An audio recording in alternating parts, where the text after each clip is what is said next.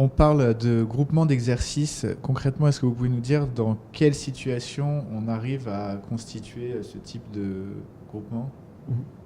Alors, un groupement d'exercice dépasse la seule communauté de moyens, comme on a pu la décrire et l'envisager sous l'angle de la SCM, car l'objectif poursuivi repose sur une véritable intégration des cabinets. Mais surtout, l'enjeu est financier. Au plan financier, le groupement d'exercice repose sur une mise en commun des honoraires.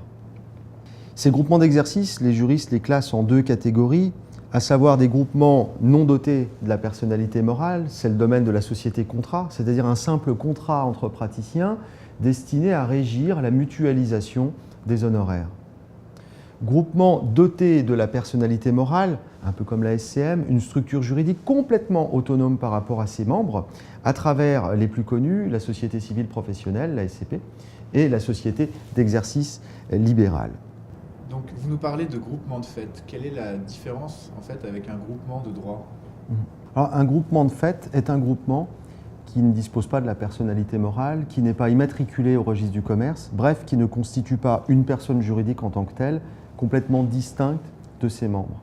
Un groupement de fait, en réalité, c'est un simple contrat conclu entre les praticiens, contrat que l'on retrouve en pratique sous différents vocables, société de fait, société en participation, contrat d'exercice en commun avec partage d'honoraires. Alors, est-ce que vous pouvez nous dire qu'est-ce qui caractérise la société de fait? Alors, trois caractéristiques essentielles. La première, la mise en commun des honoraires.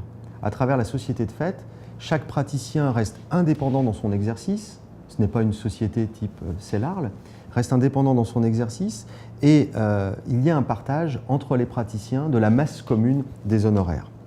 Deuxième caractéristique, la liberté d'organisation. La société de fait est un contrat qui s'affranchit très largement du prêt-à-porter légal qui caractérise par exemple la CELARL ou pour d'autres professions la SARL. Donc, les associés disposent d'une grande souplesse, d'une grande liberté pour concevoir entre eux un contrat à coûts humains qui répond à leurs préoccupations. On va retomber sous cet angle-là quelque peu sur le contrat d'exercice dont nous parlions au niveau de la SCM. On va s'entendre sur les congés, sur les absences, sur la solidarité entre associés. Essentiellement, à travers le contrat de société de fait, les associés vont convenir des modalités du partage des résultats. Parce que dire mutualiser les résultats ne veut pas nécessairement dire un partage par parts égales. C'est le contrat de société de fait qui va déterminer les modalités du partage des résultats. Et sur ce sujet, la pratique a imaginé la règle dite de la double masse. L'intégralité des honoraires de l'activité commune est mise sur le compte de la société de fait, qui n'a pas la personnalité morale, mais qui peut quand même avoir un compte bancaire. Et à partir de là, au niveau de la double masse, les associés peuvent convenir qu'une première masse d'honoraires sera répartie de façon équitable entre eux, quelle que soit l'activité des praticiens. Je travaille moins, je travaille plus, c'est pas grave. Sur cette première masse, on est tous sur un pied d'égalité. En revanche, une seconde masse, elle, sera redistribuée en quelque sorte aux membres, non pas par parts égales, mais au prorata de leur volume d'activité, pour y voir une forme de justice financière selon la rentabilité des associés.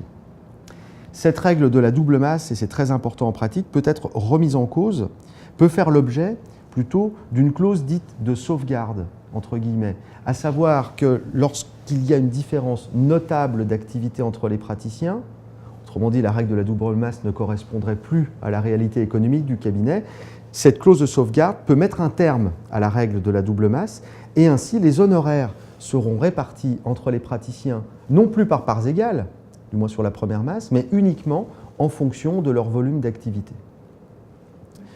Troisième caractéristique de la société de fait, la société de fait est un contrat, elle n'est pas immatriculée, elle ne dispose pas d'un patrimoine propre, elle ne dispose pas d'autonomie juridique par rapport à ses membres. Et là, on retombe sur l'état congénital lié à l'absence de société civile de moyens. La société en participation, la société de fait, ne peut pas être propriétaire de matériel. Elle peut difficilement être preneur à bail parce qu'elle n'existe pas en tant qu'être juridique. Donc en pratique, bien souvent, on conseille aux praticiens d'adosser au contrat de société de fait une SCM pour gérer l'intégralité des moyens attachés au cabinet. C'est le montage, le schéma classique société de fait plus SCM. Et là, le cabinet est parfaitement homogène et structuré. Alors, à titre d'exemple, pour éclairer le propos de la règle dite de la double masse et de son éventuelle remise en cause par la clause de sauvegarde, exemple concret, 2 radiologues du même âge qui reprennent ensemble un cabinet de radiologie et ils souhaitent, par commodité dans un premier temps et par souhait philosophique, dire on partage équitablement l'activité commune. Ce qui veut dire que juridiquement, quel que soit le volume d'activité de chacun, il y en a un qui travaille plus, il y en a un qui travaille moins, un qui est plus rentable, l'autre moins, les honoraires sont mutualisés et répartis par parts égales. Système qui peut être pervers en cas de différence notable d'activité. Donc je leur ai proposé d'instituer cette règle de la double masse en disant que les honoraires seraient de toute façon mis sur le compte commun, qu'une première masse correspondant à 50% du total serait répartie par parts égales entre eux, et que l'autre moitié, les autres 50%, seraient répartis entre eux en fonction des actes réalisés par chacun. En cas de différence notable d'activité, c'est-à-dire si l'un venait à ne plus travailler, ou à ne plus rien faire, ou à ne plus venir au cabinet, cette règle serait alors remise en cause au moyen de la clause de sauvegarde, et à ce moment-là, les honoraires tombant toujours sur le compte commun seraient répartis entre eux au prorata de l'activité. Différence notable d'activité, c'est un curseur que les associés doivent fixer. Par exemple, si la différence entre les 2 praticiens est de plus de 20%, c'est un chiffre que l'on recroise assez fréquemment en pratique. En l'absence de cette clause de sauvegarde, un associé aura toujours le sentiment de travailler de façon injuste pour le compte de l'autre.